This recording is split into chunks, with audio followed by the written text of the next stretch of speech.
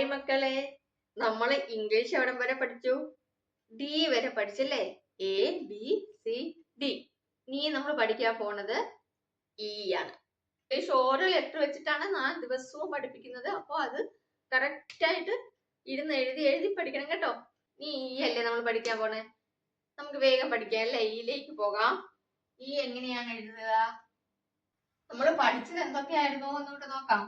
A B C D, ഇത്രയും നമ്മൾ പഠിച്ചല്ലേ? A B C D പഠിച്ചു. ഇനി ഇ ആണ്. ഇ എങ്ങനെ എഴുതുന്നതെന്ന് അറിയാവോ? ഈസി ആണ് കേട്ടോ എഴുതാൻ. ഇതാണ് മക്കളെ ഇ. ഈ 3 ലൈനും ഒന്നിച്ച് വരണം കേട്ടോ. ഇ എഴുതാൻ ഈസി ആണ്. ഇതാണ് മക്കളെ ഇ. ഇതെന്താണ്? ഇ. ഇതെന്താണ്? ഇ. ഇ ഫോർ എന്താണ്?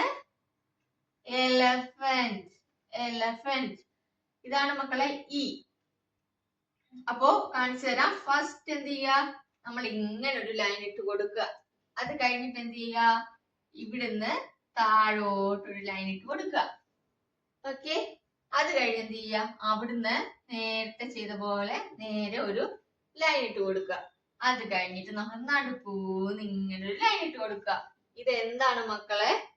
ഇ. ഇ എഴുതാൻ വളരെ ഈസിയാണ്.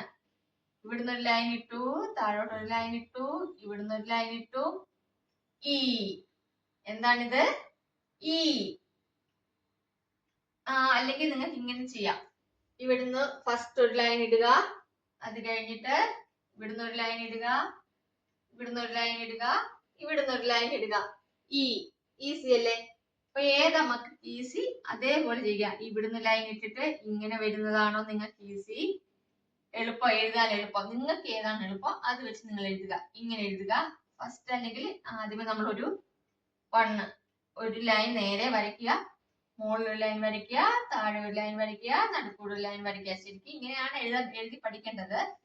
ആദ്യം ഒരു ലൈൻ വരച്ചിട്ട് മുകളിൽ നിന്ന് വരയ്ക്കുക, താഴെ വരയ്ക്കുക, നടുക്കൂടെ വരയ്ക്കുക.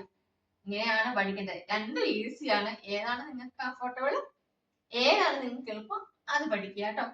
അപ്പം സ്ലേറ്റും പെൻസിലും ഒക്കെ എല്ലാവരും എടുത്തോളൂ. എടുത്തോ? എന്നിട്ട് ഫസ്റ്റ് ഞാൻ പറയുന്ന പോലെ ഇവിടുന്ന് താഴോട്ടൊന്ന് വരച്ച് ഒരു ലൈൻ ഇട്ടേ. ഇവിടുന്ന് താഴോട്ട് ലൈൻ ഇട്ടോ? വേഗം ഇട്ടേ. ഇട്ടോ? ഇവിടുന്ന് മുകളോട്ടൊരു ലൈൻ ഇട്ടോ? നേരെ വരയ്ക്കണം കേട്ടോ. വരച്ചു. അതേപോലെ താഴേന്നും ഒരു ലൈൻ ഇങ്ങോട്ട് വരയ്ക്കുക. നേരെ വരയ്ക്കുക. നേരെ തന്നെ വരയ്ക്കണം കേട്ടോ. എന്നിട്ട് എന്ത് ചെയ്യുക? നടുക്കൂന്നൊരു ലൈൻ. ഇതാണ് മക്കളെ ഇ. ഈസി അല്ലേ? എന്ത് രസമല്ലേ ഈ എഴുതാൻ? ആദ്യമേ ഇങ്ങനൊരു പോലെ മോളിന്ന് താഴോട്ട് വരച്ചേ. എന്നിട്ട് ഇതിന്റെ മോളിന്ന് ഈ സൈഡിലോട്ട് ഒന്ന് വരച്ചേ. വരച്ചു. ഈ താഴേന്നും സൈഡിലോട്ട് വരച്ച് പഠിച്ചു. നടുക്കൂന്നും അതുപോലെ ഒന്ന് വരച്ചേ. ഈ ഈസി അല്ലേ മക്കളെ? ഒന്നും കൂടെ. മോളിന്ന് താഴോട്ട് വരച്ചു, അവിടുന്ന് മോളിന്ന് ഈ സൈഡിലോട്ട് ഒരു വര വരച്ചു, അതേപോലെ താഴേന്നും ഈ സൈഡിലോട്ട് ഒരു വര വരച്ചു, നടുക്കൂന്നും ഈ സൈഡിലോട്ട് ഒരു വര വരച്ചു. ഇതെന്തായി മക്കളെ? ഇ. നോക്കിക്കേ, ഇ അല്ലേ? E. E. E. E. E. ഇങ്ങനെയൊന്നും നിങ്ങൾ വരയ്ക്കില്ല കേട്ടോ. ഞാൻ ഉദാഹരണത്തിന് ഇത് കാണിച്ചു തന്ന നോക്കിയേ. ഇ. ഇ.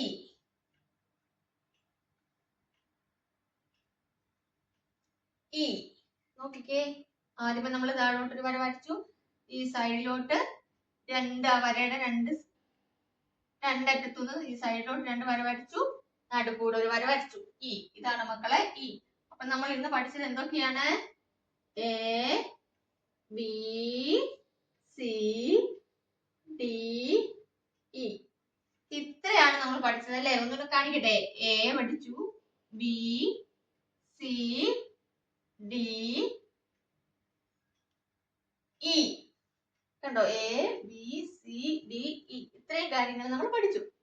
അപ്പൊ മക്കൾക്ക് ഇംഗ്ലീഷ് ആയതുകൊണ്ടാണ് ഞാൻ 2 ലെറ്റേഴ്സ് വെച്ച് പഠിപ്പിക്കാത്തത്. കാരണം മക്കൾക്ക് എല്ലാം കൂടെ ആവുമ്പോ ബുദ്ധിമുട്ടാവും എന്ന് വിചാരിച്ചിട്ടാ കേട്ടോ. അപ്പൊ മക്കൾ ഇരുന്നിട്ട് എന്ത് ചെയ്യുക? ഇരുന്ന് എഴുതി പഠിക്കുക. A B C D E എഴുതി പഠിക്കുക. അടുത്തത് എഫ് ആണ്. എഫ്. അപ്പൊ നാളെ നമുക്ക് എഫ് പഠിക്കാം. ബൈ.